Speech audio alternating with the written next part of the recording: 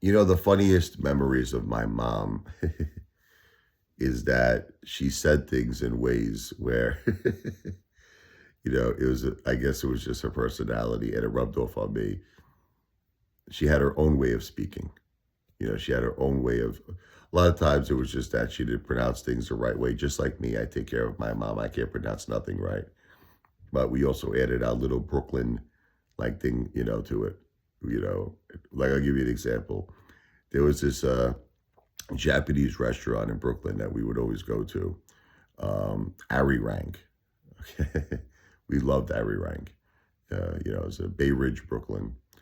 And so every time I would take my mom there, she wouldn't call it, Arirang. She would call it orangutan. She's like, but she wouldn't only just say it to me. She would say it to everybody in the restaurant. She's like, I love orangutan. And nobody knows what she was talking about. She's like, what are you talking? Would you go to a zoo? Did you see a monkey? Wow!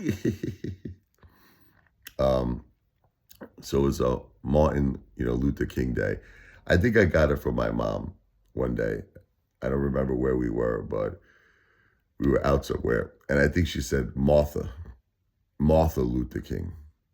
And like she just kept repeating it over and over again. So I was like, it stuck with me my whole life. So so if I would say to someone, it's Martha Luther King Day, I wouldn't say Martin. I would say Martha. People looked at me like, what?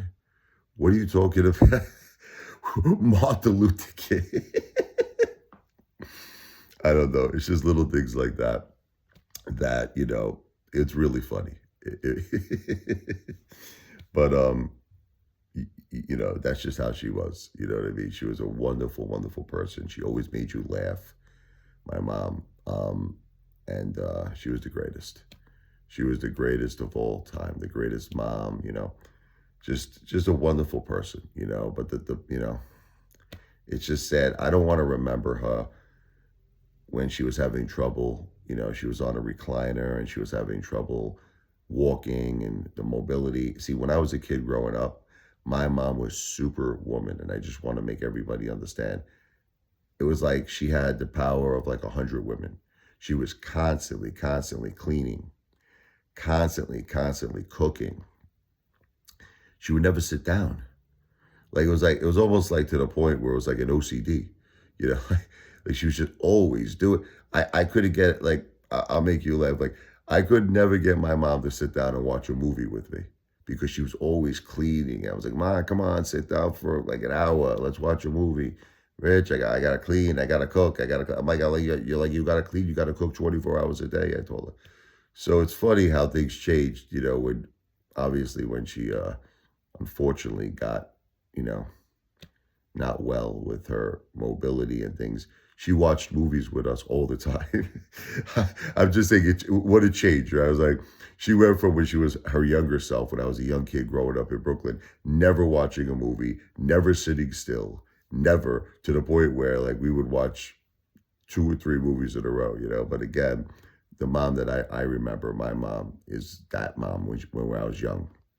And don't get me wrong, she was always there for me. She was always there for you when you needed her, But she might be cleaning while she was talking to you. Like, well, I got something on my mind. What's that? And she'll be cleaning the dishes and she'll be cleaning the house. She just had to always keep busy.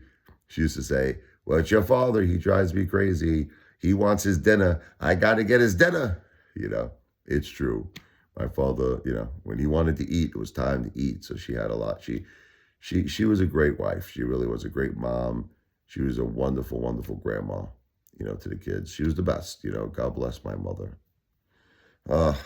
Very hard to accept this loss. I'm having a lot of trouble coping with it. I love you, Ma. I'll always love you. You'll always be in my heart and soul, my beautiful mother, Josephine.